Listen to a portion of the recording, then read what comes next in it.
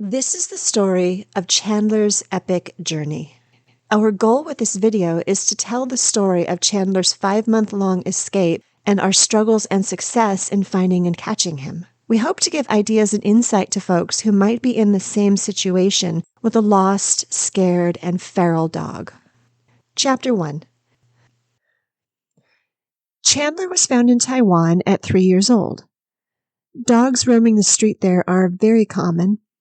He was effectively a semi-feral dog by the time he was captured.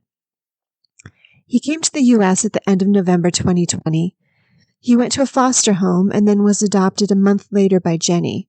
He was a very quiet dog and mostly hid. He was with Jenny for 5 weeks and was slowly starting to come out of his shell.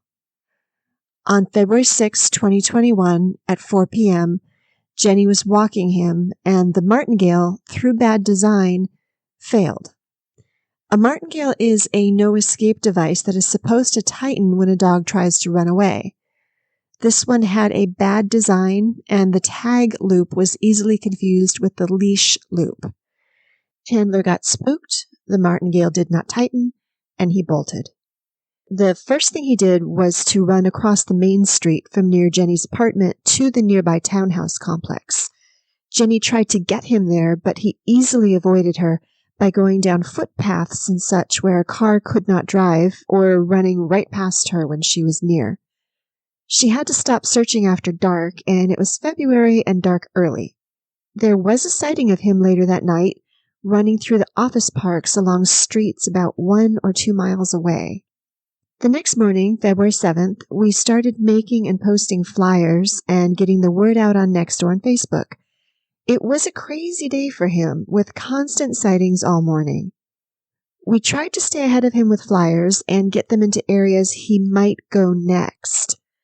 He seemed to be trying to come back, but kept bouncing off of this fence next to the train tracks.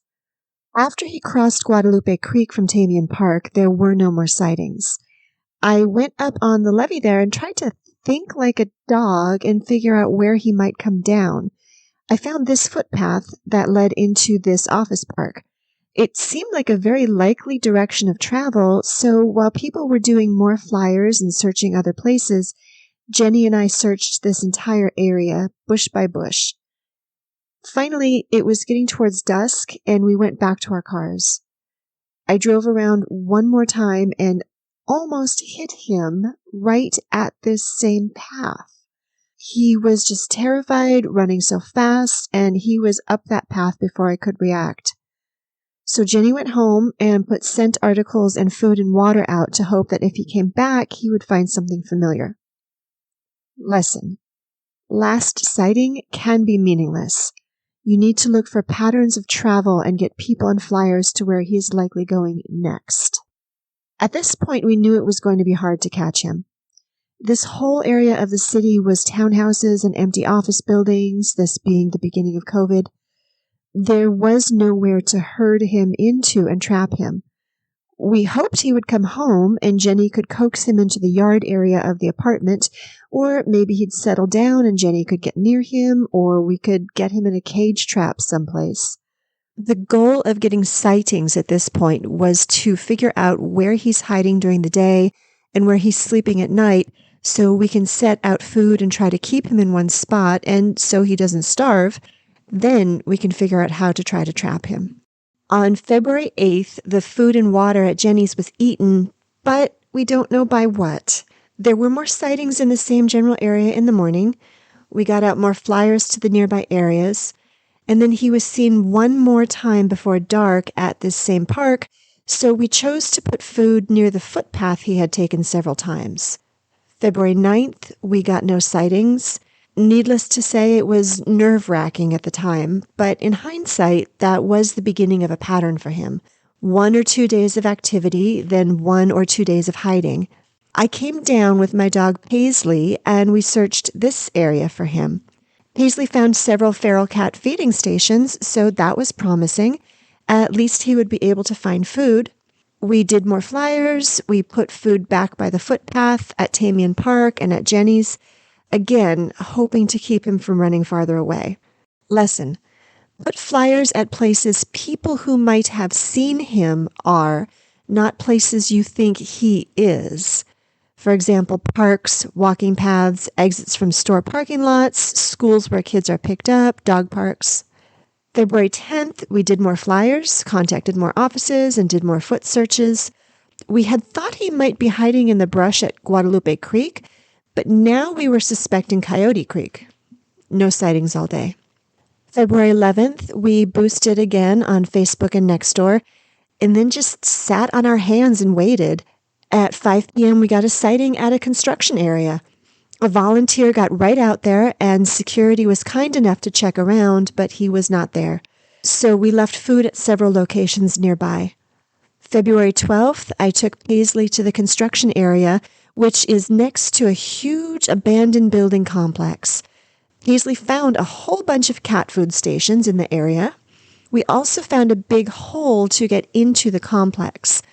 It didn't quite make sense that he was in there, though, based on the fact that he had been seen running southwest to the construction site, and the hole was on the south. Meanwhile, a volunteer found some holes through this fence to Coyote Creek, which is an easy path from a good hiding spot to the construction site. So Paisley and I did some exploring at Coyote Creek, and it was perfect for a dog to hide. It was huge, tons of water, totally isolated. So we decided to put food at the holes in the fence tonight, again, to keep him from starving and also to try to get him to stop moving around. That day, we also found that flyers were being taken down or wet from the rain, so we spent time replacing them. February 13th, some of the food we placed was gone, but we didn't know what ate it. Then we got an early sighting that he was inside this complex running. By the time Jenny got there, though, he was gone. She found a hole in the fence that he could have probably gotten through. We think that since it was raining and dark that morning, he got confused what time it was and came out when people were already around. He probably got spooked and ran in whatever direction he was facing. When he ended up here, he totally panicked and found the first place he could get into. There were no more sightings that day, and we had to assume he went back to the creek. Lesson: feral or semi-feral dogs will probably come out between dusk and dawn, but they might get confused about time of day when it's dark and cloudy. After the sighting in the complex, a volunteer called some of the other local apartment buildings, and they sent email alerts to the residents, and we did more flyers.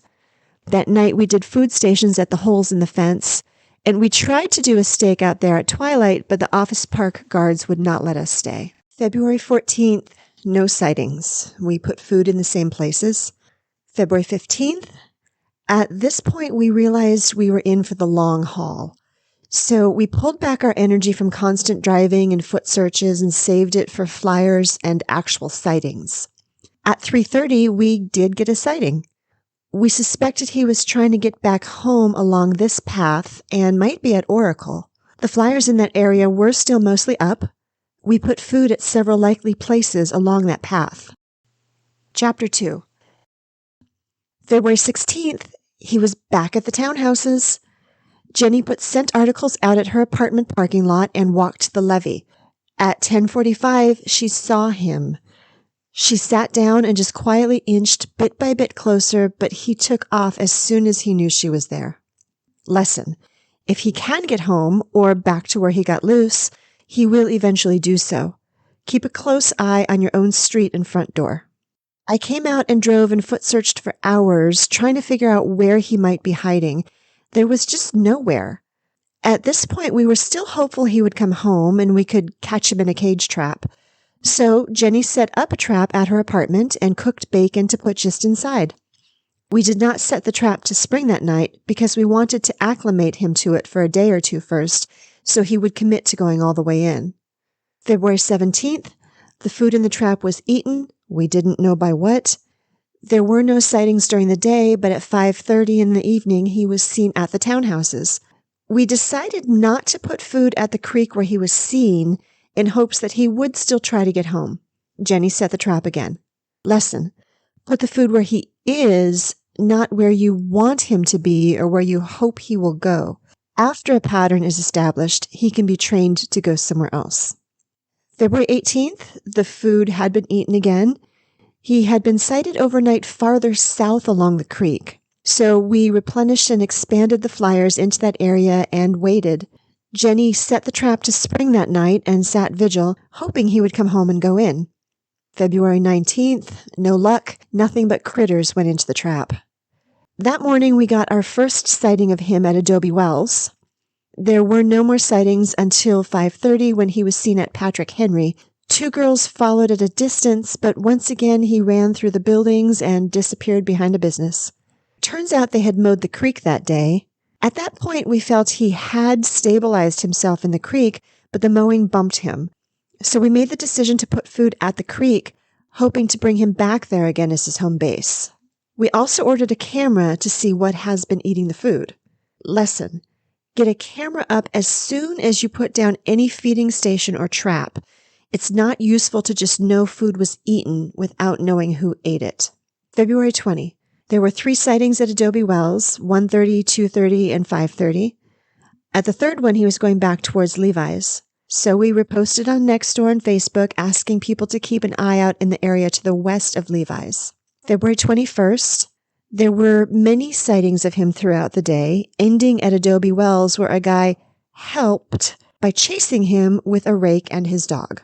Finally, at 5:30, he was seen again at Patrick Henry, and we met a homeless man there who said he has seen Chandler several times and even tossed him hot dogs once. February 22nd, he seemed to have been spooked out of the area to the west, probably by the guy chasing him with a rake, and he moved back to the east again. He was running around pretty crazy for about an hour in the morning, and then no more sightings. We assumed he was heading back to Coyote Creek, so we put food back at the fence openings. Jenny put the trap out at her apartment again and also set up a camera. February 23rd, the food in the trap was not eaten at all. Again, that was not unexpected and we didn't panic. At about 8 p.m., there were a couple of sightings, and we hoped that meant he was on his way back to the townhouses and home. So Jenny set up the trap at her apartment again and the camera. February 24th, the food in the trap was not eaten, but sure enough, he was back at the townhouses. There were a couple sightings in the morning and several in the evening. So Jenny set up the trap and camera at her parking lot again. At this point, we had a group discussion among all of the volunteers whether the trap was too small. It's the size sold for coyotes and medium dogs, and none of us could find a trap more than 4 inches wider or taller. So I set up a little area in my house the size of the trap and had Paisley, who is skittish and bigger than Chandler, show us that she would happily go in for dried chicken livers. February 25th. The food was again not eaten in the trap, and he had not been on camera at Jenny's. That day, we ran into one of our biggest obstacles. A guy who had seen him decided that he was going to be a knight in shining armor and swoop in and just catch him. He made a little doghouse and set it up as a drop trap. I guess he thought that he could just build a box and paint doghouse on it and expect that Chandler would suddenly realize that's where he was supposed to sleep. If he had just done that and left it somewhere, it would not have been an issue. But stay tuned, he ended up causing quite a few more problems. I also found out later that he had been harassing residents of the townhouses and saying he was with our group. Also, around that time, Jenny started getting overwhelmed with all of the phone calls from strangers, all of the random people telling her what she was doing wrong. Lesson: one person needs to be in charge of interfacing with the neighbors, getting volunteers, collecting phone numbers, finding out what they can and will do, coordinating, and screening calls. That night, Jenny set up the trap at her apartment again, but we were starting to know we were going to have to move it to the townhouses. There were just tons of cats, raccoons, skunks, and opossums at the townhouses, and we did not know how to get him into the trap and not every other critter in existence. February 26th, there was only one sighting of Chandler that night at 11 p.m. by a security camera on one of the townhouses. And Jenny had to release a skunk from the trap at her apartment that night, which made the whole idea of catching Chandler in it, either at the apartment or townhouses, start to seem more far-fetched. February 27th, we decided to set up the trap where he had been seen multiple times at the townhouses, near an area where a woman puts out food for feral cats. Unfortunately, Doghouse Guy also decided to set up his little trap there and refused to move it. But that's okay, we worked around it. At about 9:45 p.m., just as Jenny was setting up the trap near Cat Food Lady, Chandler was sighted in the townhouses. He very shortly came to the cat food spot where Jenny was sitting in her car.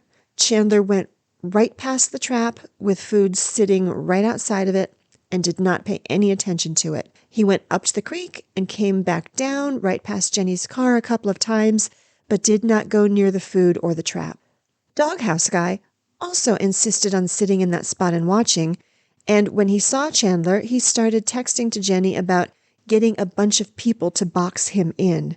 Jenny told him that he absolutely should not do that because it would make Chandler run away to Adobe Wells or Coyote Creek again. February 28th. There was another skunk in the trap in the morning. At that point, we were getting very discouraged about the possibility of getting Chandler into this cage trap. He was not interested in the food that was nearby, but the skunks definitely were. So we started making plans to do a fence trap at Cat Food Lady's area. Chandler came back to the cat food area that night just before Jenny got there with the trap. Over the next hour, he went up to the levee and back down and walked past Jenny's car a couple of times. He sniffed at the food that had been left out but did not seem at all interested in eating it.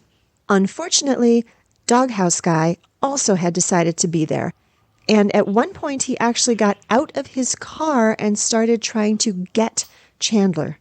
We told him clearly at that point that he was not welcome to continue interacting with us or Chandler, but he became stubborn that only he knew how to get him. March 1st, we set up the fence trap at the Cat Food Lady's area. We used deer netting because we felt that it would be invisible to him and because it was the only thing that the hardware store had that might work. The previous 2 nights, Chandler had come from the south and walked north through the area. So we closed off these sections and left the street accessible. The plan was when he went in, we would just run across the street and close the net. We had about 10 people there to watch the edges and then go in and get him, as well as stationed out down the various streets. There were many sightings of him throughout the night, in the townhouses and up on the levee, but he only came to Cat Food Lady's area once and from the north. He did not try to walk through, but turned around and went back the way he came. When there was a sighting of him somewhat out of the area, we packed up and left. Of course, Doghouse Guy showed up that night. Fortunately, we had anticipated this and had 2 men with us. It sickens my stomach that we knew he would ignore and override all of us women and that it would take having a man present to get him to leave. But that's what we had to do, so we did it. March 2nd, he was on the move again. It was falling into his usual pattern, at the townhouses for a couple days, then on the move. We decided not to do the fence trap again that night since we did not know if he would be back, but as it turns out, he did come back to Cat Food Lady's area around 9:45 that night. That day, Doghouse Guy started posting on Nextdoor about doing a stakeout and chasing him and lacing his food with sedatives. Up until then, Doghouse Guy had been an annoyance. Now he was a danger. It was really surreal how this person was taking an already unbelievably stressful situation and seemingly intentionally making it worse for us. We contacted the police department and animal control, and they both said he hasn't committed a crime, so there's nothing we can do, just tell him to stop. So we posted to Nextdoor and texted him directly and made it clear that he was not part of our group and did not have our permission to continue being involved with us. March 3rd, we set up the net trap again that night and left it open at both sides this time. We also added some orange construction fencing to make it more visible to pedestrians and cars, and he never even came near. Of course, Doghouse Guy came out again, and once again we had to send the men over to get him to leave. We all left just a little bit after midnight, and then Chandler showed up on the security camera around 2 a.m. Chapter 3. March 4th. We still felt that the fence trap was a good plan, but we had used up all of our favors for people to come and help.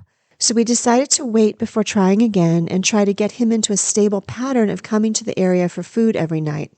Lesson: Take your time and set the dog into a solid pattern and routine before trying an elaborate capture attempt, even if that means waiting another couple days or weeks. Don't let other people pressure you into rushing. Meanwhile, we were trying to come up with other possibilities to catch him.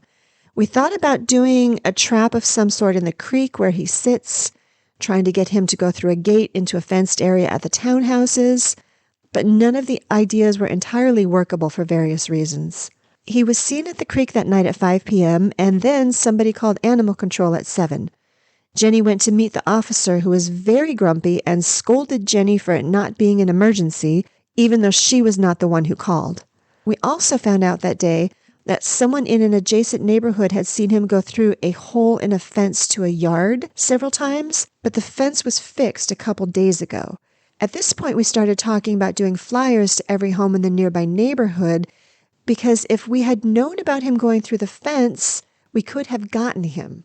Also that day, Doghouse Guy continued to harass one of our volunteers via text, so we found his name and address and such online, and our volunteer called the police department. She was lucky enough to get a sympathetic woman officer who said that although Doghouse Guy had not broken any laws, he did have a history of harassment, so she would call and speak to him. We never heard anything from him again. March 5th, he had been sighted on that security camera at 3 in the morning. There were no sightings during the day, and then there were sightings in the creek at 5 o'clock. Jenny went out and walked on the levee, and he saw her and walked calmly away into the townhouses. March 6th, at 7:40 in the morning, there was a sighting of him in the creek at the same den place he had been seen a couple times before. Even though Jenny asked the people to keep quietly walking, they decided to chase him, and of course that set him on the move again. It was a Saturday, and we had already had several volunteers offered to come down and help that day. Since we assumed he might be going to Adobe Wells, some of our volunteers went there to wait. About 5 of us drove around to look for likely hiding places. I found a great abandoned small office park where it's quite possible he spent some time. He was seen just after that, about a block away, moving towards Mission College. We checked Mission College, but we did not have any luck. We decided then to call the search and do the door-to-door flyers instead. We continued to put food near Cat Food Lady and also put food up on the levee right by his den area. March 7. He was at the creek again at about 7:30, farther north though. Jenny went out there, he saw her, and calmly walked towards the townhouses. We were definitely seeing a solid pattern of him developing at the creek in the mornings and sometimes on the security camera at the townhouses between 2 and 3 a.m. We decided to put CBD in the food we left on the levee near his den area. At best, it would settle him down and keep him from roaming. At worst, it would make a couple skunks and raccoons sleepy. March 8th, all of the food at the den area and at Cat Food Lady's area was eaten, but we had no camera set up. He had been seen overnight on the security camera. March 9th, he was at the creek again in the morning, but something must have spooked him because he went on a big journey during the day. We knew that we had to come up with some sort of plan to get him, but at this point the only consistency was that he had been seen in his den area in the morning around 7:30. So we thought about using the cage trap again and concentrating our efforts in this area. We couldn't really put the trap on the levee because once we set it, we would have to stay and do vigil and chase the skunks away all night long. And there just is nowhere we can hide and be able to do that with it on the levee. So we decided to put it in the grassy area at the bottom instead. March 10th, there were 2 sightings of him overnight and then 8:30 in the morning at the creek.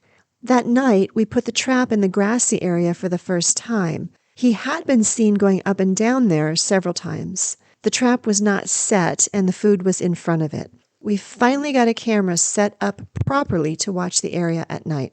That day was tough on a sort of social level. Jenny was getting a lot of random people calling and offering advice, telling her that we were doing things wrong. We found out that someone was calling other shelters and rescue groups, trying to get them involved in catching him. We started second-guessing among our own group of volunteers and doubting our own plans. It had been over a month, and we were all burned out and frustrated that we really had no concrete way of getting him. But we got ourselves together and moved forward. He walked by the trap twice that night, but did not even stop to sniff the food. The food at the top of the levee was eaten, but the camera up there did not work. Lesson: it might take weeks to acclimate him to going into a cage trap. Start with food all around the area of the trap to get him into a pattern of going there to eat. The trap is going to catch a constant stream of skunks and other critters. It's not as easy as just setting it up and hoping. March 11. At 9:30 in the morning, he was at the creek by Levi's. The water department and animal control decided to chase him for 30 minutes, and so of course he left and did another walkabout. Several people came out that night to help set up cameras in different locations, while Melody and Vivian set up the cage trap again. At 9:30 p.m., as Melody was finishing, she saw him near the trap, and then he went up onto the levee. Nothing but critters came to the trap that night, and they didn't even go in and eat the food. The food at the creek was eaten, but that camera did not work. Lesson: test the cameras, angles, and distances. Learn your equipment at home first, and then bring a computer or whatever you need to test it on site. March 12th, at 7:30 in the morning, he was seen at the creek near Levi's. That night, he showed up on the trap cam about 11 p.m., just walking right past the food. Nothing ate the food at the trap that night. The food on the levee was eaten, but again, that camera did not work properly. That night, we added another camera in the middle of the townhouses where he had been seen several times. He was on the camera in the morning of the 13th around 7:45. March 13th, he was sighted at the creek again in the morning. No sightings during the day. He was back at the cat food lady's area around 8 p.m. We moved the cage trap a little bit that night and put it in the exact footsteps of where he had been seen walking both times, hoping he would get closer to it. While Melody and Vivian were setting up the trap, one of the neighbors called the police, who were very nice. Lesson: put flyers at the neighbors' doors or physically go out and talk to people before you set up a trap, feeding stations, or do stuff after dark. We also set up a camera at Cat Food Lady's area. Nothing but critters on those cameras all night long. However, the camera in the middle of the townhouses caught him 4 times, once about 7:45 p.m. and 3 times between midnight and 1 a.m. March 14th. At this point, we were still casting about for the best way to get him. We thought about getting a second cage trap or moving the first one to the center of the townhouses. We designated that area the path. We also started talking about setting up another fence trap in that area. Lesson: choose a plan and stick with it. Don't change plans until the existing one has had a fair chance to fail. Setting the groundwork for a backup plan at the same time is okay. There was a lot of confusion among the group of volunteers at that point about where exactly he had been seen when, what part of the levee he seemed to be on at night, where inside the townhouses he had been known to travel, where to put the cameras, where he was known to have eaten. Lesson: clarify terminology within your group. The path means 6 different places to 6 different people, so make sure everyone is on the same page. We decided to put plates of food down the path that night with flyers underneath and put a camera watching them. Unfortunately, the camera at the path facing the food malfunctioned, so we don't know whether he was there. We did have our first experience with a guy who walks his dog at 4 a.m. being suspicious about the cameras. The camera at the food on the levee still did not catch who ate it. Cats and raccoons ate the food by the trap. Lesson: there needs to be one person to organize camera locations. People setting up the camera should take photos and mark on a map exactly where the cameras were set and what direction they faced. The camera footage needs to be made available to the person organizing every day.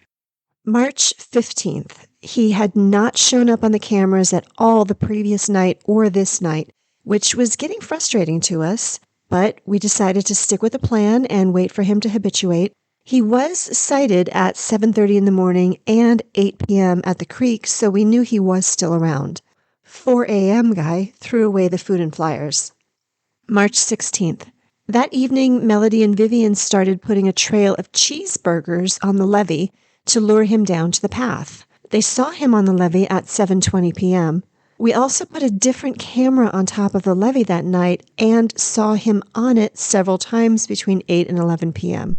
The camera at the path also caught him several times between midnight and 12:30, including the first time we saw him eat there on camera. He went right up to a full plate of food and ignored it, choosing to eat the cheeseburgers on the ground instead. Then he came back 6 minutes later and gobbled up the plate. Our plan was working. March 17th. The cage trap had been given a fair chance to fail. He was not going near it, but the critters definitely were. We did not think that would change even if we moved it elsewhere, so we decided that we were going to have to do another net trap. We would work the plates of food down to the middle of the path over the next few nights. Once he went straight to the rocks in the middle to eat, we would be ready for the net trap. That night at 8 p.m., Melody and Vivian were putting cheeseburgers on the levee again. He came out and Vivian tossed him a piece of food. He did not run away, so she sat down and waited for 30 minutes. He came back out and then walked away. That was the first time that Vivian sat down and started trust building. Melody and Vivian planned to come out nightly for as long as it takes to do a food trail and sit down and build a relationship with him. On the path, Melody and Vivian set the plates farther towards the middle and put down a trail of cheeseburgers. They also met 4 a.m. guy and explained to him what we were doing. He was on camera again that night, multiple times, eating the food. Our plan was continuing to work. Lesson: use paper plates, not bowls. He can see and smell the food better. It's easier for him to eat quickly off a plate. They're cheap and you can put out a dozen in a row, and they are compostable. Plastic plates are okay too, and you can reuse them. March 18th, he was at the levee again, same time morning and evening. We did the same thing as the previous day. Melody and Vivian going out to put a cheeseburger trail on the levee, moving the plates little by little closer down the path to the rocks.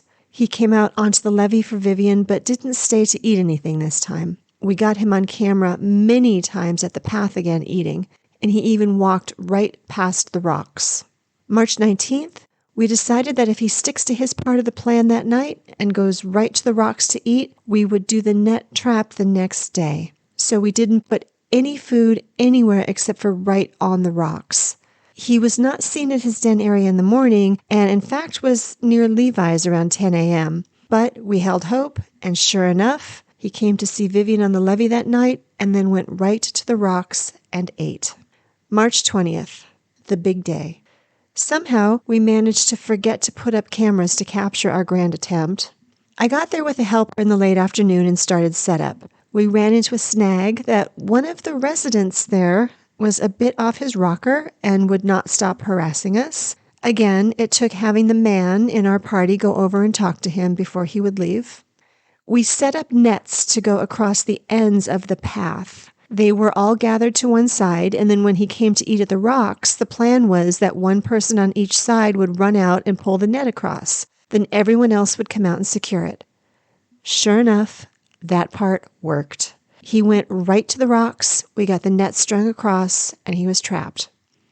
Unfortunately, we did not realize quite how terrified and frantic he would be. Having never done this before, there were a lot of little details we did not take into consideration. At one point, we had him trapped in an alcove with a net held across it, but he was so afraid that he actually jumped through, pushed someone over, and ran out. Eventually, due to about a dozen different little mistakes made by all of us, he managed to get free. Posts were not pounded in well. We had not coordinated people's roles. We did not expect him to fight so hard. And we thought that once we got him into the alcove, we could easily snare him. Lesson: overplan, overbuild, overthink, plan for every single contingency. Don't just think, oh, once he's contained, we can get him. Figure out how to get him. If a human or coyote can get out, he can get out. Double everything up, pound things in hard, attach them extra tight. He will be fighting for his life, mean, crazy. Expect to get hurt and don't flinch. And if the plan fails, don't expect him to go back to that spot ever. To say we were devastated was an understatement. This was the one and only plan we had, and it had been already a month and a half. We were getting a lot of pressure from several sides to hurry up and get him. We knew he would not come back here again and had no idea what else to try. But we set up the cameras, put out the food, and kept moving forward. Amazingly enough, he was on camera at the levee eating between 1:45 and 5 a.m., and Jenny saw him running through the townhouses at 9 when she came to collect the cameras. Chapter 4. March 21st. This was the first day of our months-long, slow process of getting him. Melody and Vivian went out every single night, Vivian feeding him and slowly building trust, Melody setting up cameras and food stations. Jenny came out in the mornings to collect the cameras and in the evenings to drop them off again. He pretty much lived in the creek and on the levee from then on, rarely being sighted elsewhere. We were still casting about for new ideas, so we decided to put food on the path, on the levee, and at the bottom of the levee near the path. He did not come out that night for Vivian, but the cameras did catch him between 10:45 and 11 p.m. on the levee. He did not go into the path at all. March 22nd was pretty much the same as the previous day. March 23rd, he was finally starting to recover. He came out for Vivian for a minute, and he went to the plate at the bottom of the levee. Unfortunately, the critters had eaten all of it. We were still getting pressure at that point from several places, with expectations that we needed to hurry up and catch him, people who had their own ideas and agendas. Since we knew that he was living in the creek and we did not need sightings and such, and we also definitely did not need the pressure, we throttled down on the publicity, stopped posting on social, stopped putting up flyers, and we reduced the active group of volunteers to just a very few of us. One of the mistakes we made in the March 20 attempt was the type of netting. After that, we got advice from a trapper in another part of the country that we use soccer netting. That bit of information sparked a whole plan in my head to build a huge net trap made out of PVC, teach him to go into it, and then drop the door behind him. It was a good idea, and eventually it worked, but it took months to work out the little hiccups along the way. I tested the net on my foster puppies, and they could not get through, so we knew we had a plan. March 24th, the same again. Vivian waited for an hour and a half, and he finally came out for her. He ate the food at the bottom of the levee. March 25th, same again. He came out twice for Vivian and got a little bit closer. He ate at the bottom of the levee. We had still been putting a camera and food out on the path, but it was becoming clear he was not going back there. After tonight, we decided to stop. March 26 to March 30, we were trying to figure out where to set up the big PVC net trap, and we thought about using the same grassy area where we had tried the cage trap. So we started putting a trail of plates moving laterally to get him to that area. Over the next few days, we kept up with that plan, and he did start eating the food from the other plates, but not in an effective way. He did start coming out regularly for Vivian, up to 3 or 4 times a night, and he got as close as 6 feet away from her. March 31st, he finally started relaxing. He got quite close to Vivian. He even started being playful. He barked at skunks, and on April 1st, he stole one of the paper plates.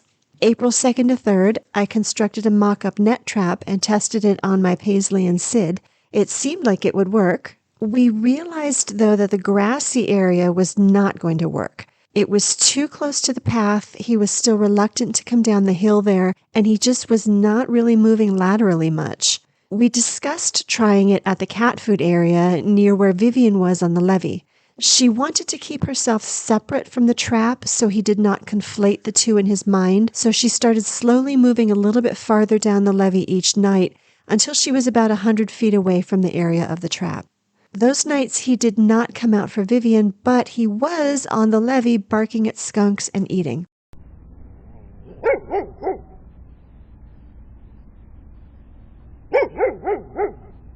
April 4th to 5th, he took the plate again, and I spent 2 days building the PVC net trap.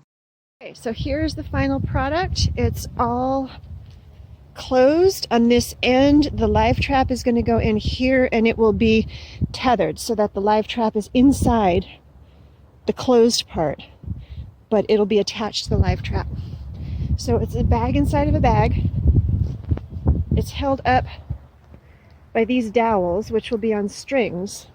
So from a distance, here, hold this.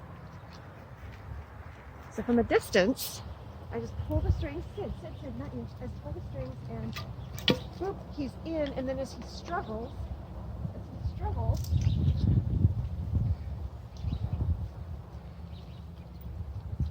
comes down on top of it. And on April 6th, I went down and started setting it up. After surveying the area, I knew that the only place it would work was near cat food ladies. So I set up the skeleton and the first layer of net, and we started the long final process of getting him into the new trap. The routine stayed basically the same for the next 2.5 months. Vivian on the levee, gradually getting him to come closer and closer. He mostly came out every night for her starting now.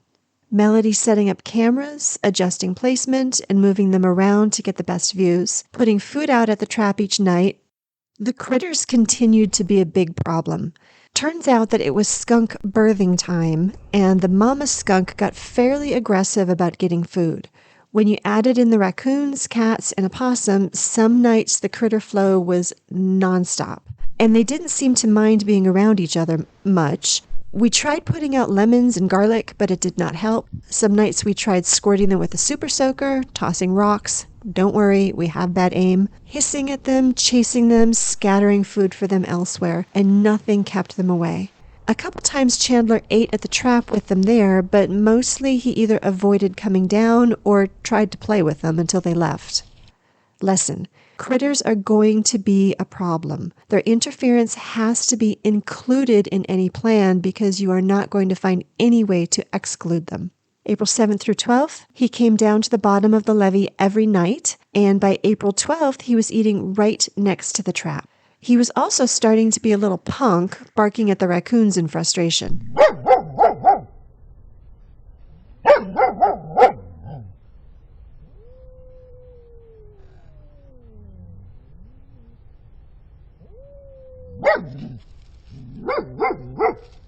April 13th, he had his first standoff with a skunk. He wanted to come into the trap to get the food, but the skunk just would not leave. It took Chandler a little bit to build up the courage to go inside, and he took a pair of scissors and a plate out of frustration. But he finally went inside and ate. April 14th, he was turning into a real little brat. He stole one of the cameras for the first time.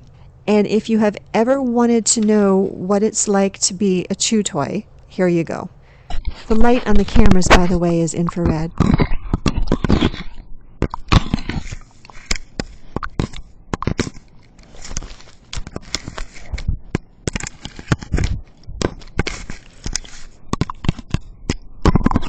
April 15th, he was getting more comfortable with Vivian. He came out to see her 4 times and took a squeaky ball. Then he was a punk again. First, he took a rope toy Melody and Vivian had left next to the camera because the cat was in the trap.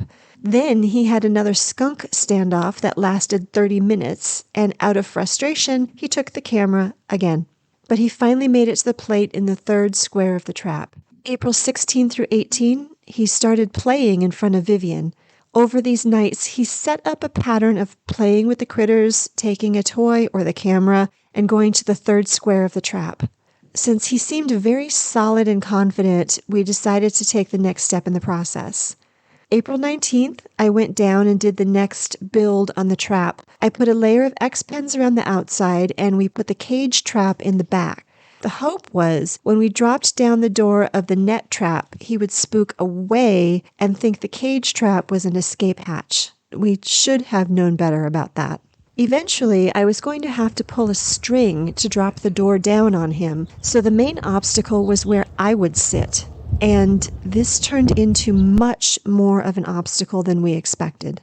I decided to try parking next to the trap until about 2 a.m. for several nights to try to get him used to my car and scent. I did that April 19th and 20th, and both nights he came down and ate in the trap just after I left. This is when we hit another snag.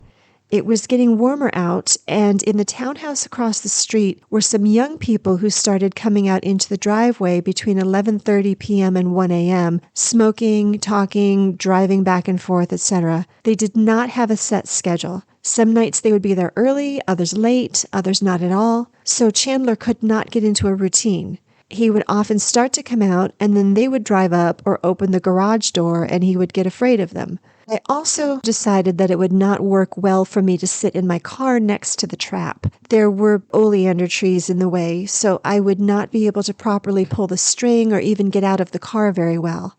I rearranged things and set up a plastic tarp between the doghouse and the fence. It was a good blind. He could not see me. Those 2 nights I helped set up the food and then went behind the blind. I also left a sock out to hold my scent. But again, he did not come down until after I left around 2 a.m. Lesson: if you're doing a stakeout in cold weather, cover your ears and you will stay warm. April 23rd through 25th, the next several nights I could not come out, but Melody and Vivian continued with their routine and Chandler continued with his. On the 24th, Vivian tossed food in front of him and he didn't run away. This was the first time she moved in his sight, and he stayed. He also went fully into the trap that night and walked right up to my sock. April 26th, I went back out and did the almost final setup. I put the second set of X-pens and the interior bag trap. I stayed behind the blind until about 1:30 a.m. He came out for Vivian, and for the first time, she managed to inch right up to the towel where the food was, and he came to eat off of it. But he did not come down to the bottom of the levee at all that night. April 27 to 30. There had been a bunch of changes, and we knew he was discombobulated. The trap was different. The skunks were very aggressive and constant. The garage people were quite noisy. So we needed to give him some time to reset himself. Things were up and down with Vivian, coming out multiple times but not eating, not coming out at all, or coming out multiple times and eating each time. Same thing at the trap. Not going in the trap, then going in all the way, skunk showdowns, taking the camera. Lesson: do the whole build and make all the changes at once.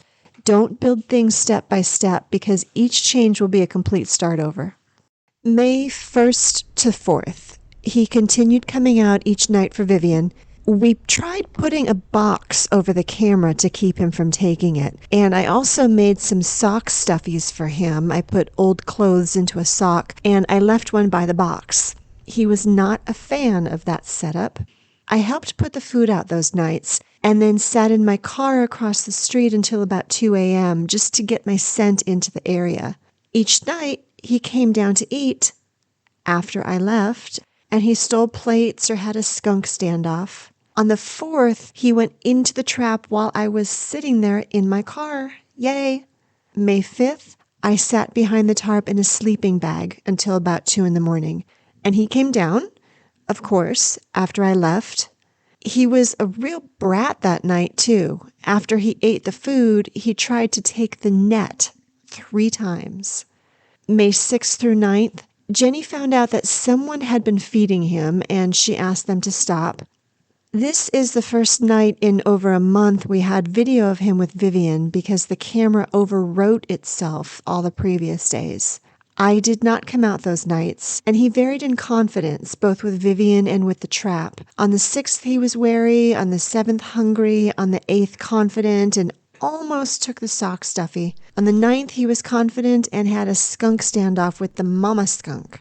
And he was starting to turn into the buffest-looking lost dog you have ever seen.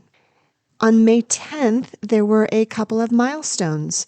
He walked past Vivian from one side to the other, unafraid, and I was behind the blind that night, and he went fully into the trap with me there.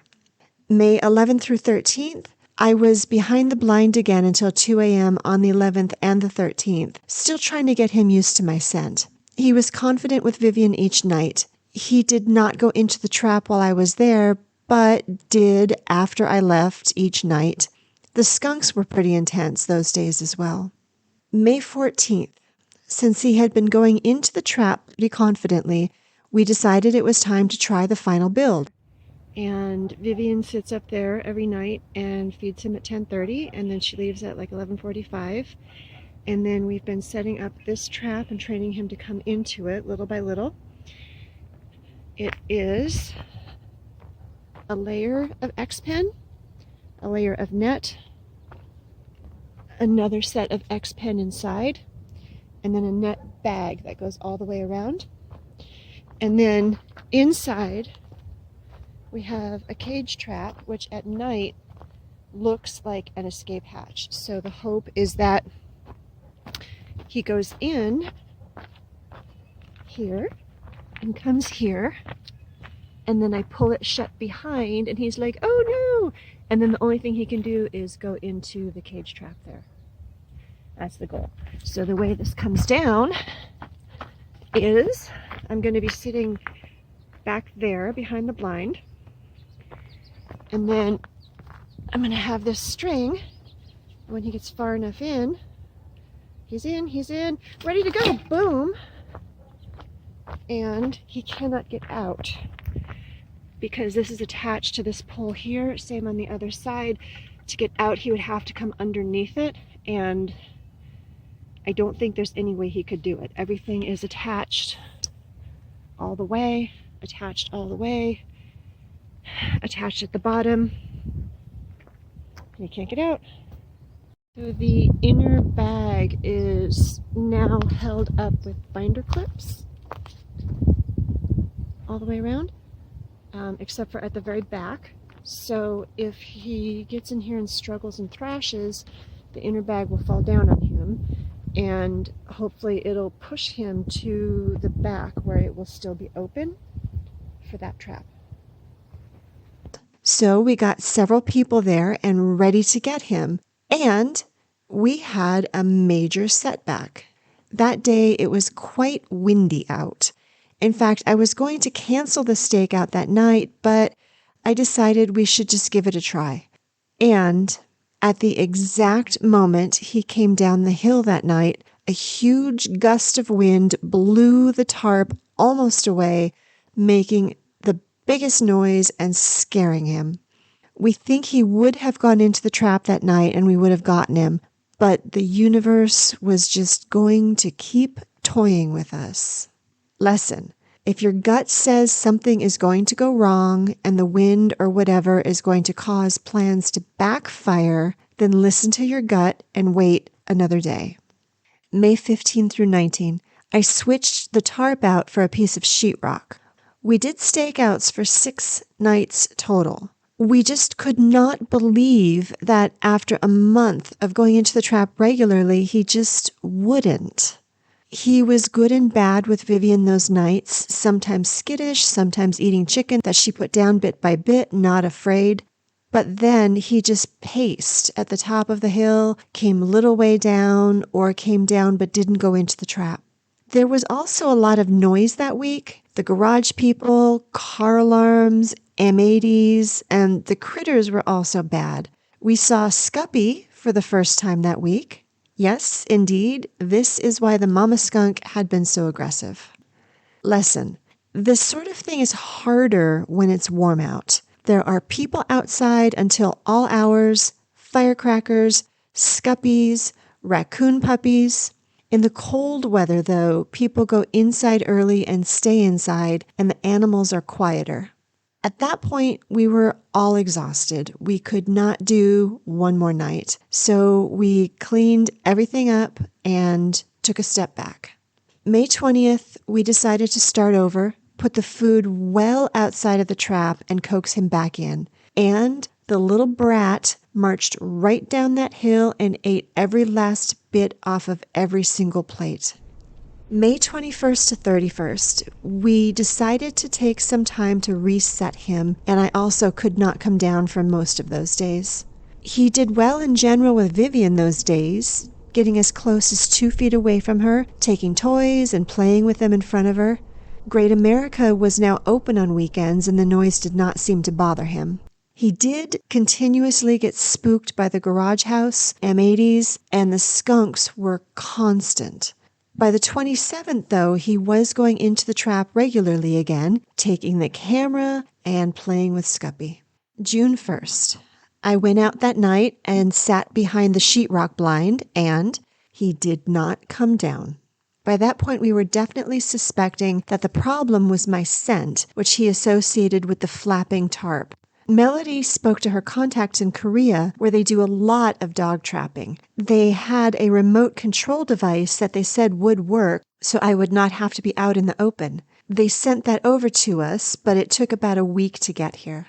Lesson: if your backup plan might need something and it's going to take time to be delivered, just get it on its way, even if you're not quite sure how you will use it.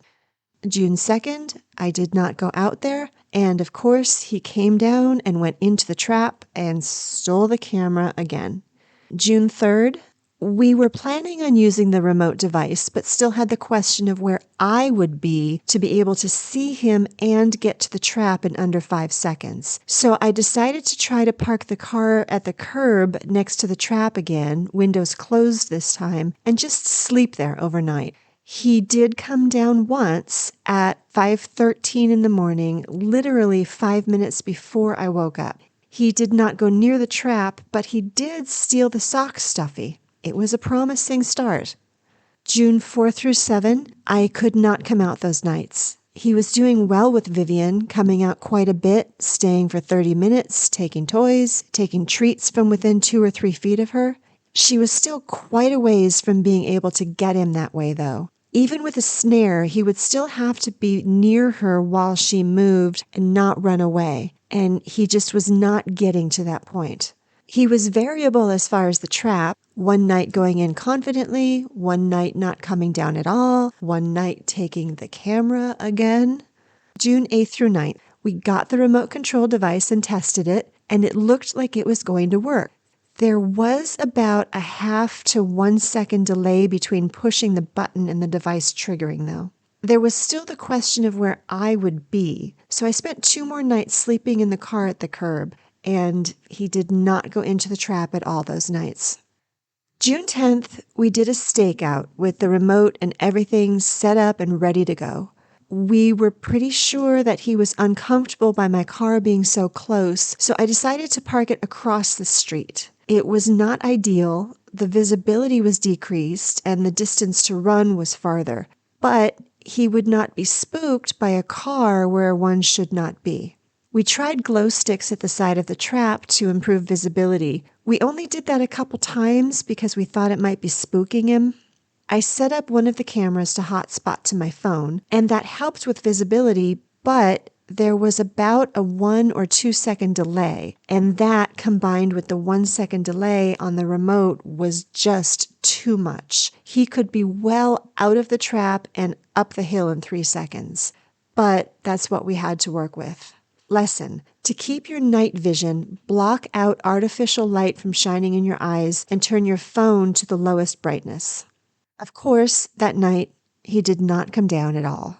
He had been so variable about going into the trap, we were getting frustrated because we couldn't predict him anymore. He just didn't seem very hungry or motivated. Even with Vivian, he seemed to want the toys more than the food. But we knew that it was just going to take one time for him to go into the trap while we were there. Just one time. So we kept going. June 11th through 12th, I could not come out those nights, and of course, the first night, he came down 5 times, went into the trap, and took the sock stuffy. The second night, though, he did not come down at all. That night, the critters were nonstop. Great America was open those days, and he was a little bit nervous with Vivian. Jenny spoke to a blonde woman who walks the levee in the mornings, and she said that she had seen him every day in the past 2 weeks around 6 a.m. He waits for her to walk past, then comes up onto the levee, walks around a bit, and goes back down into the creek. June 13th, we did another stakeout, and he did not come down again, and there were constant critters again. Lesson: if you suspect you have identified a problem, he is afraid of your scent, don't keep setting up the same problematic situation over and over. Find a different way to do things. June 14 through 20. At that point, we decided we needed to do a complete reset. The critters were getting out of control. He just was not coming down the hill.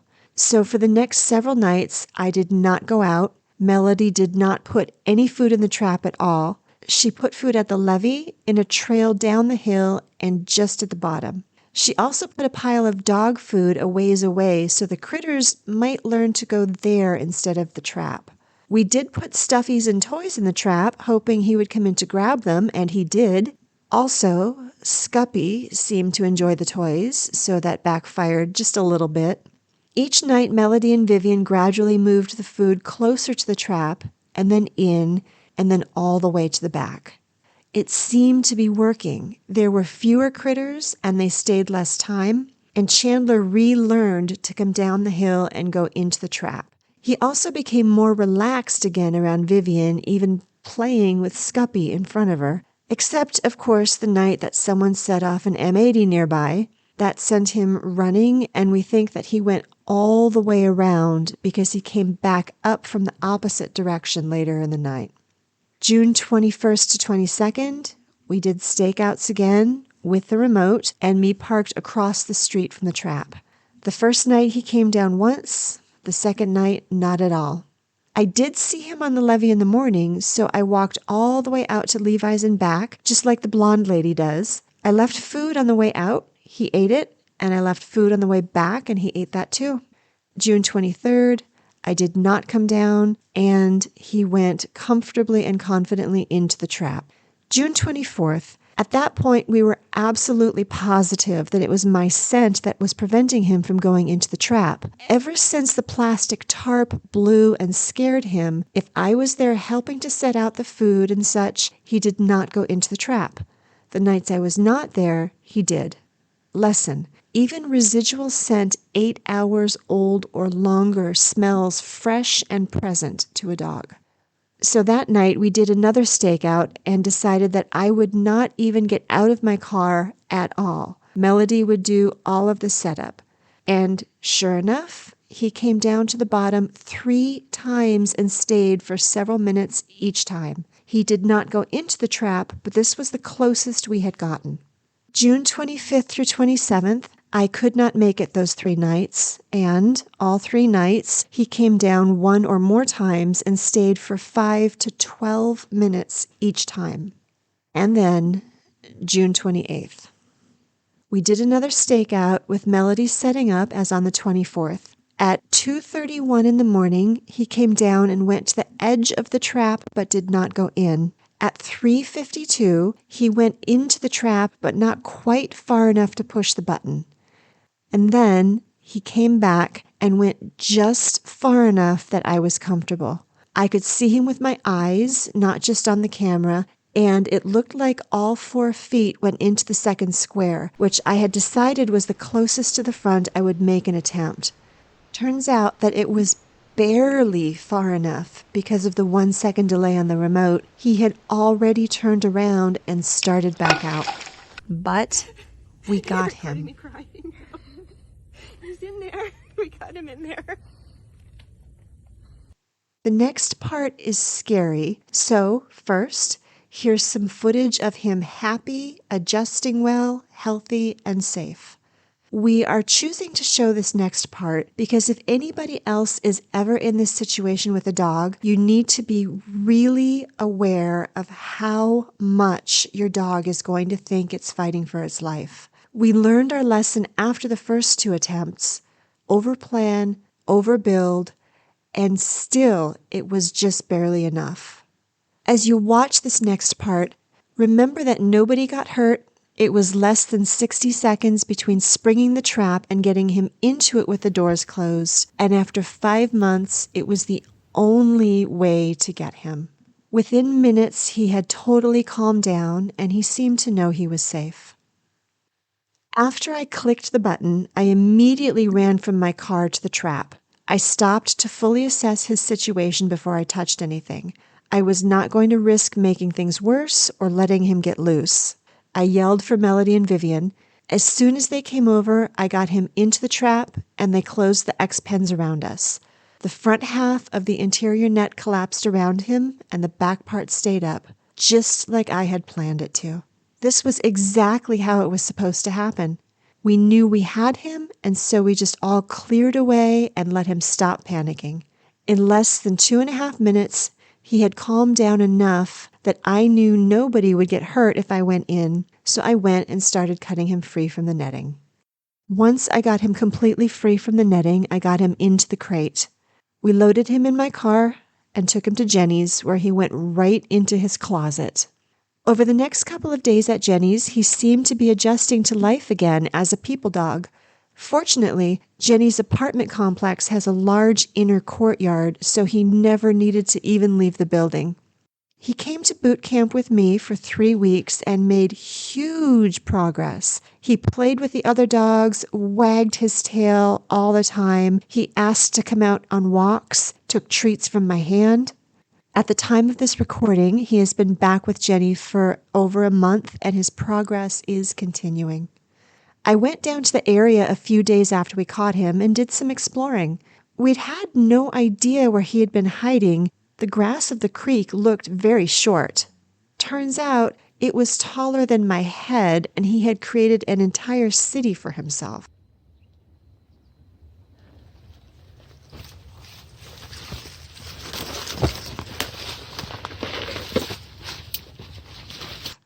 I also found out why he had not seemed hungry for the final several weeks. Great America had opened up, and he had a nightly banquet of trash. I posted thank you flyers to the townhouse community, and we want to give the biggest thank you to everyone who helped in any way, with trapping, searching, posting flyers, calling in sightings. We hope that nobody else will ever have to go through anything like this, but if you do, hopefully some tidbits from our journey will help make yours easier. Keep watching for the entire 30-minute video of the entire trapping process and for some blooper reels.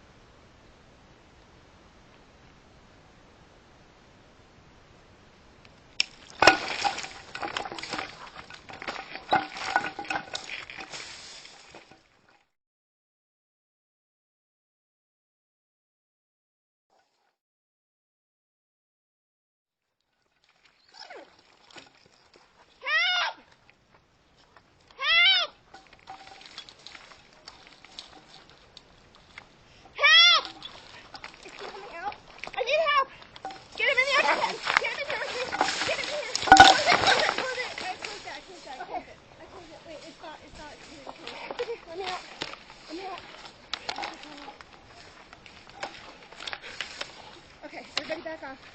Just back off. Back off. Okay, everybody back off.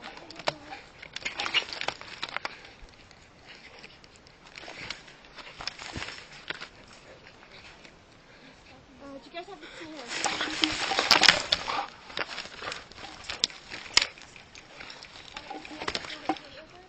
Oh, the snare. Not the plate?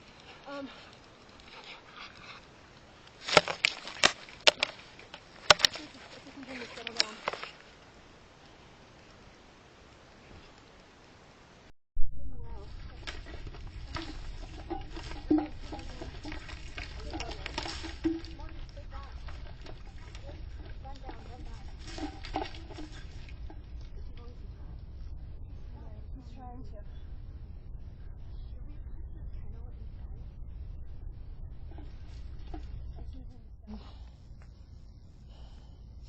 Get me, in that bag is clippers and scissors. Okay, we got him, we're not gonna blow it.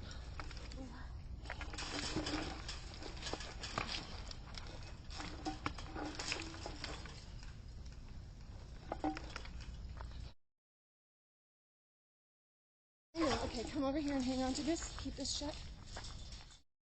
Oh, give me the snare. Here's the snare.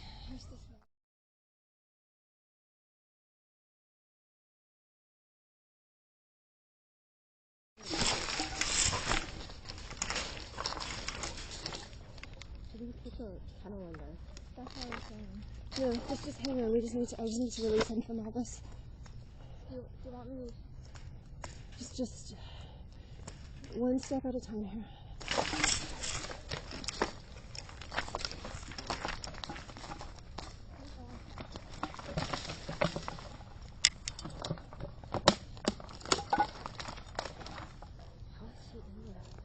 He's stuck in my neck.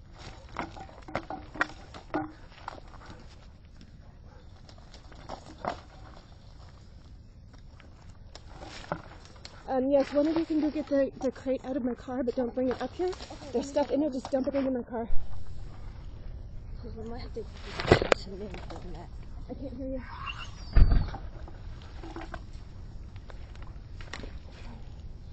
I'm gonna help you, okay?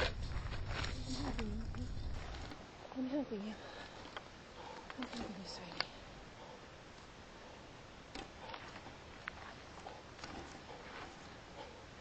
I'm helping you, buddy.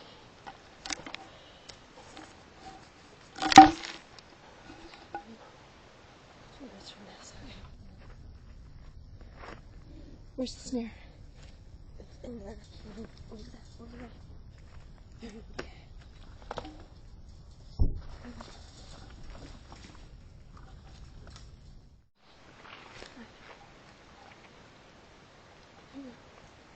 Reach you right through it.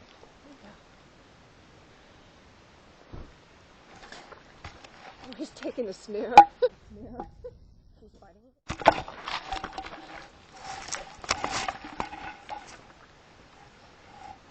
Get off your face. Get off your face. Off your face. Reach right through that. I lost my scissors. There's, in the black bag, there's a light. Bring me the light in that black bag. Do you want me to put the light on you? Yeah. I have a... I don't know how to open the trunk. Marty, you want to go look? I don't know how to open the trunk. I don't have my phone with me. Sure, just hold my phone.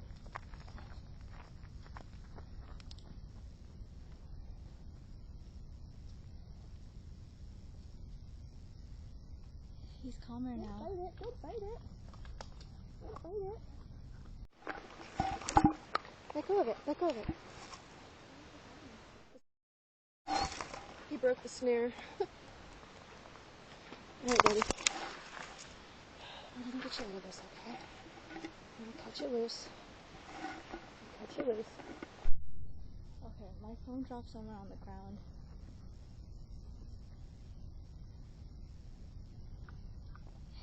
He's being calm now. If you go get the blanket out of my car too, also, please. Okay,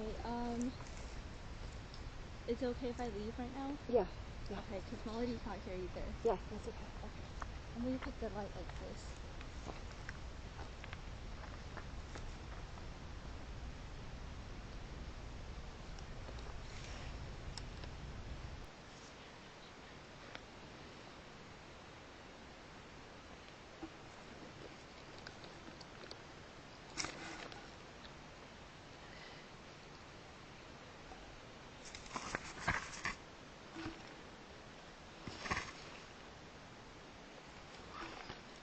Hurry up. Sunday.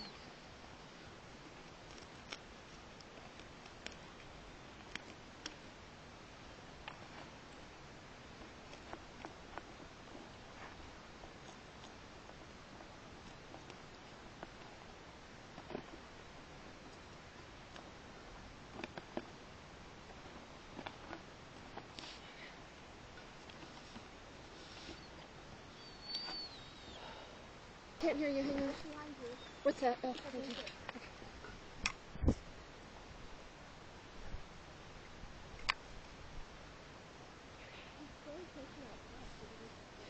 He's all tangled, and I'm afraid if I untangle him, he's gonna come this direction and get me.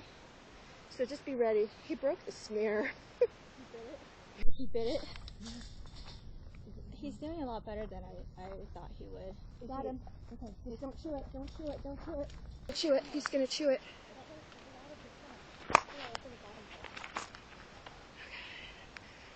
Can you get the crate in here?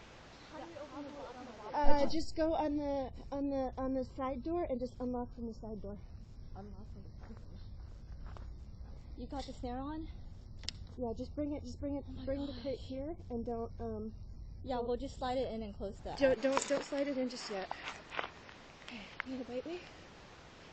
You gonna bite me? I'll cut you. There we go. He's a good boy. I think he knows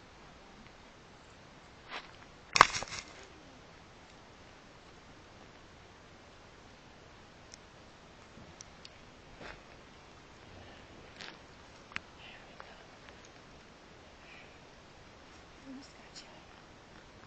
Almost got you, buddy.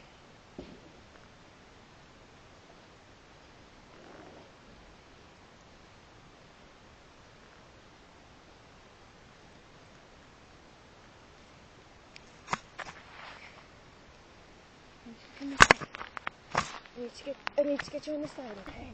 The kennel is here. Should we put it inside?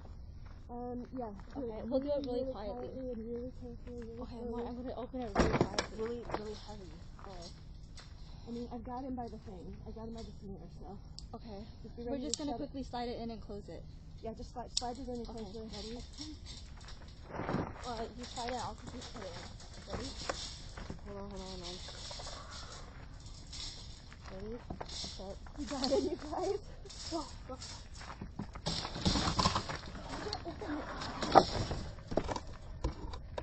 The other trap is mostly closed. It actually fell.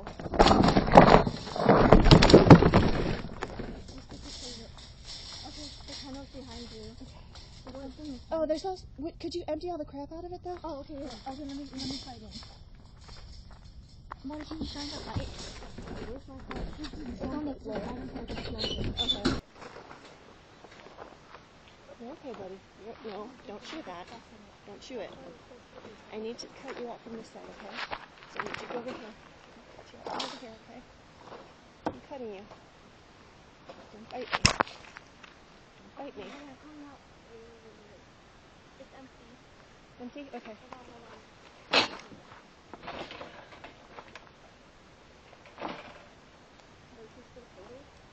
And then one of you call Jenny and tell her. I don't think we need her here, but tell her to be ready to receive him. Cool. Jenny? Come on. Okay, come on. Can you go forward?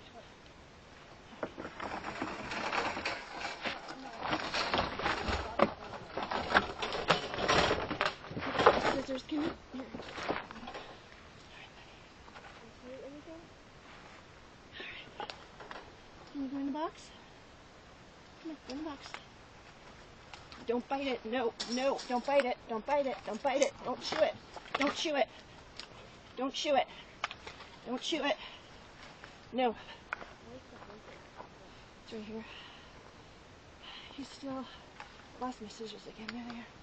He's still attached to the net. I want to get behind him. Be ready for him to bolt out that way? Okay.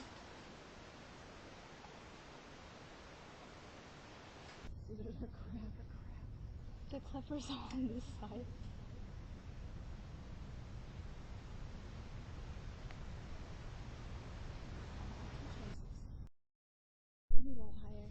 lost my phone on the floor somewhere.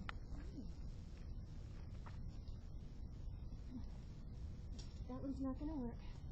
So we gotta go in this one. Come on. Come on. Come on. Come on. Come on. One box. There's one box. Okay.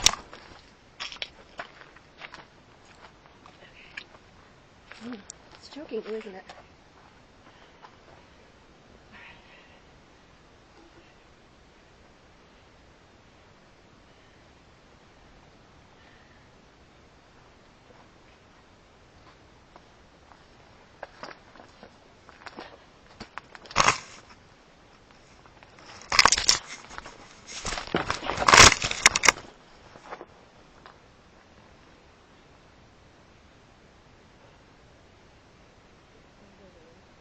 Alright, we got him. We just have to take it carefully. This rod fell off. What rod? The white, do you see? Oh yeah, dog broke it. I don't know what's scared him.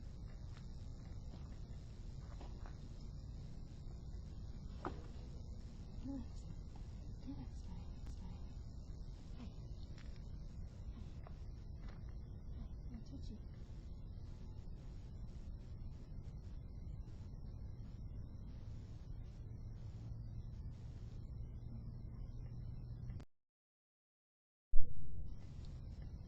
How do I get this one open? Do you need someone to go in to do it? I don't want to bite me in the ass while I'm doing this. You have to push the thing down. There it is. Okay.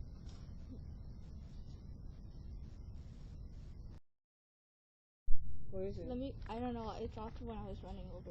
Oh, okay. You want to hold it really tight. You have a hold on the snare, right? Oh, right here. All my cards came out.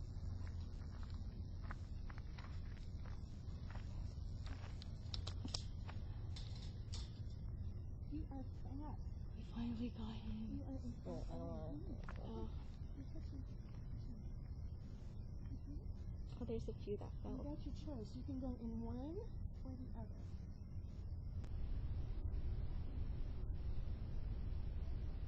Oh my god, you guys are so fast. Should we push the kennel a little closer so it's Oh, like he's sandwiched between the two. so he's sandwiched between the two?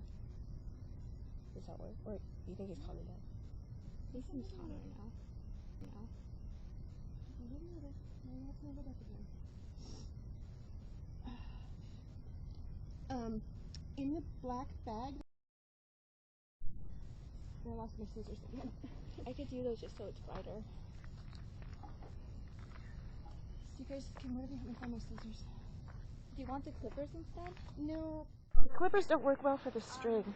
I could go in and look for it. Can you just come around and shine the light?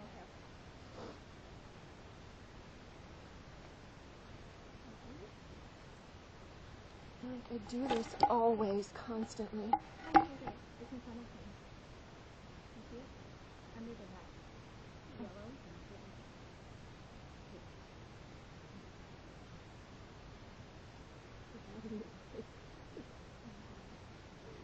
Should I reattach this? Or do you think it's fine? Yeah.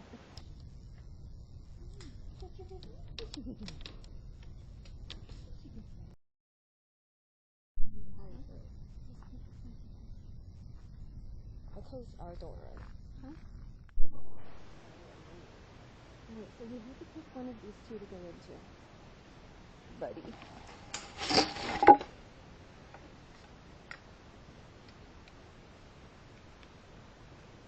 He's gonna lay down? He's just gonna lay down for a while. He's just gonna lay down for a while. Yeah. And you can slowly pull the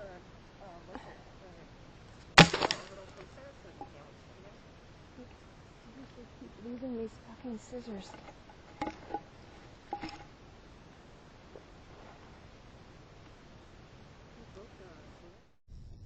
What? He broke the snare. Is it still on him?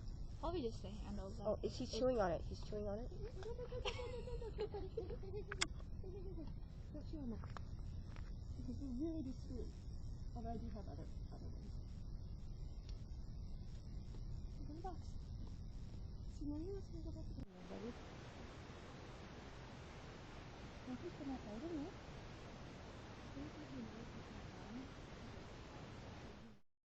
He doesn't bite. When he knows he can run, he'll bite. He won't let you pick him up, right? Like, just like hold and throw in there. I'll just go to throw on top of his head. That's how I pick dog up.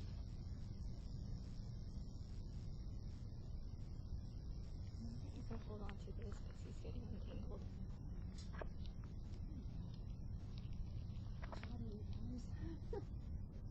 We just need to get him in the crate.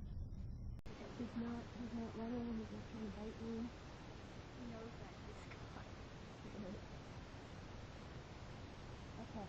So now you need to go in here. I'm going to move it.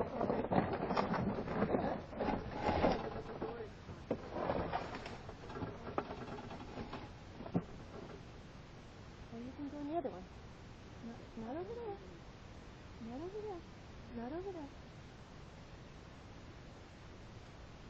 Oh, hi, sweetheart. Sweetheart, can I touch it? Thank you for not biting me. Thank you for not biting me.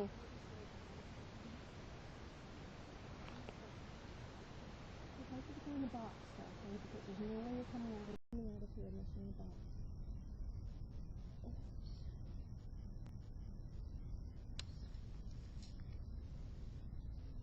Oh, he's letting you pet him.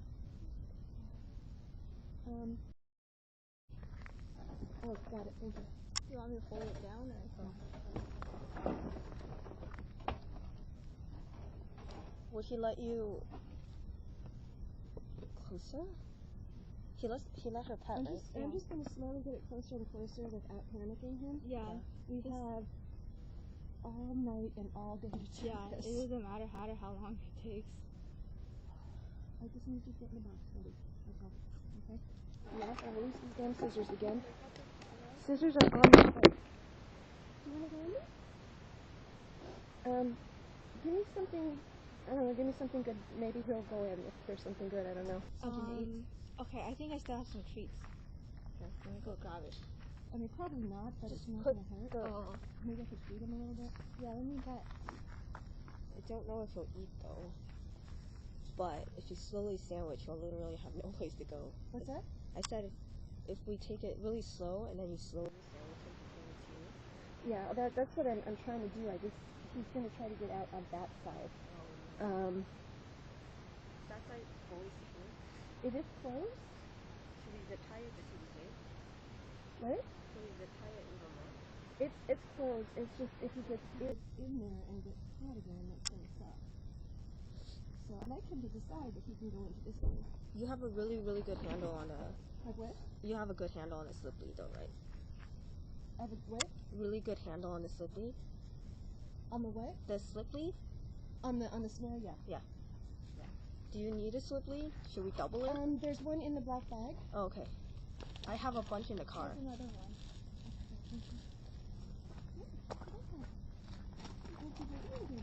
He likes the chicken jerky, the hard one. No. He says no. The hard chicken jerky in the Ziploc bag, he likes that one. Oh, there's a good one. You just say no. Don't be doing that shit. Come. No, you just get your face caught, buddy. No, you can't just get it way. No, you're just getting caught in there. Should I This is over. We have this. It's your face.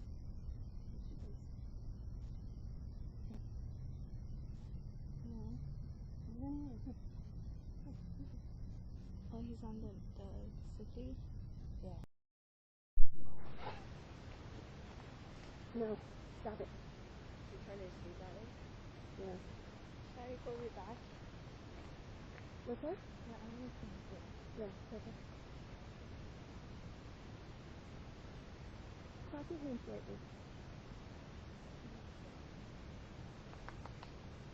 A little bit louder. A little bit louder. Okay, that's gonna bother him. I was hoping it was gonna bother him. Yes, slip lead? Yes. Do you want to get another one? Yes, I'm gonna try to put one through the crate and out the other side. Slip lead. It's the... You have it in your bag, or do you want the one in ours? I have a harness lead in my bag. If you have a regular slip lead, that would work better. Oh, I do, but it's in the car. Yeah. It's the... Should we use the blue one? The blue one from the airport? It's in the bag? Yeah, the bag. And that way if you choose to this snare, we're set. Really good. We should probably do like... You are a chunky fella. Nobody's starving to death here. Nobody's starving to death here. I don't know what he's been eating.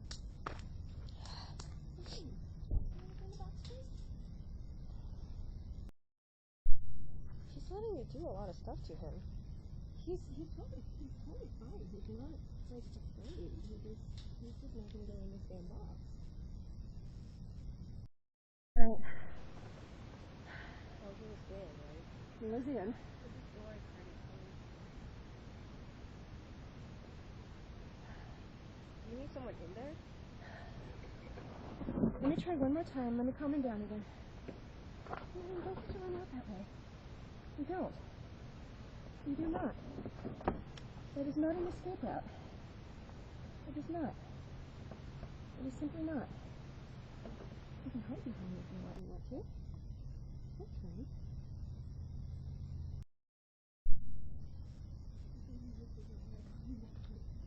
He does not.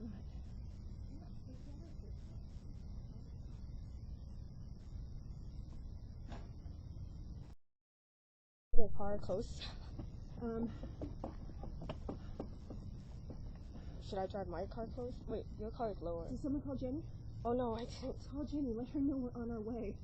Oh my god. She slipped my mind like 3 times. Oh my gosh. Oh, I'm shaking. We got him. Oh my god. We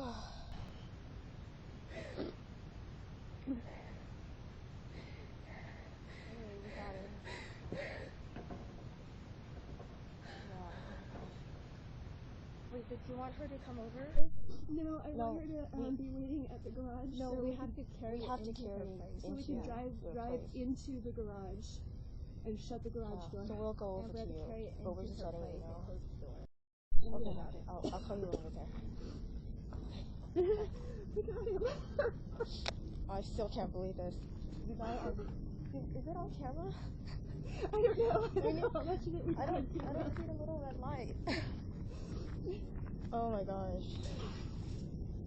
Oh, I'm still shaking. I'm just gonna start till I stop crying. Wait, do we even need that? We could just lift it, right? Oh yeah, we could just. I'll just put it here. It's Okay, hard. put it at the street, and then we'll carry him to the street, and then either my car or your car, it doesn't matter. Donna's car. Yeah, your car's lower. Mine, I had to lift all the way up, and if she's really fast, then it's not gonna work. Should we drive? Oh wait, you don't have to. Okay. Because I can drive right to this curve. Oh, the door is shut. Door's not gonna open. You guys ready? Okay. You're ready? You want to cover it? I feel like that will just get in the way. Okay. Hold on, I need to stop shaking a little. Someone get some pictures. I'm like really shaking. Get some pictures. Here, let me get a photo for you. Okay, let me. Pictures. We need to document this. We're gonna make this a We have the cameras Get a too. video. Get a video all the way around. It's too dark for a video. Well, we got lights. We got lights. See what you can get. Okay, let me turn my flashlight on and Maybe right after 4 months of trying. Nice. I know. We have to sit here anyway. Let's get some nice videos. Look at that weed blowing up in there. Oh my god, you guys, I can come back tomorrow and take this down. I'm gonna record now. You're recording me crying. He's in there. We got him in there. Didn't quite work the way we had hoped, but oh my god, he didn't get out. He didn't bite you. That's a good thing. He bit me. He didn't break skin. Oh, he did? Oh man, when I saw him running out and I heard that wood banging. I was so scared. Oh, yeah, I heard I mean, it. he was all tangled up in the net, which was the plan. Now, every rescue who loses a dog is going to tell you to build this for them. I know, right? All right. Okay. The world sees the tears streaming down my face. Okay, I'm gonna get a photo. Oh, the photo's better, Colin.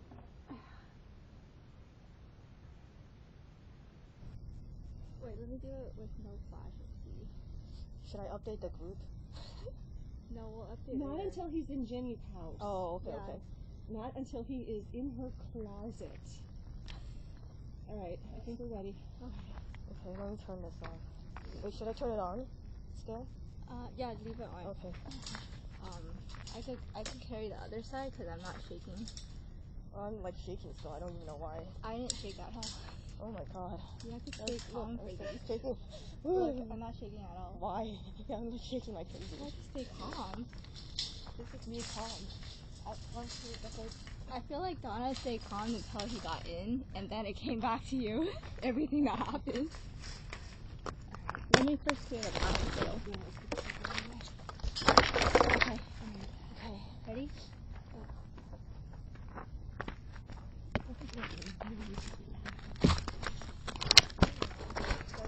I was so afraid he went in a little ways, and then he came back out, and then and then I was like, I could go back there. I was like, he's got to get all the way in, and he went back.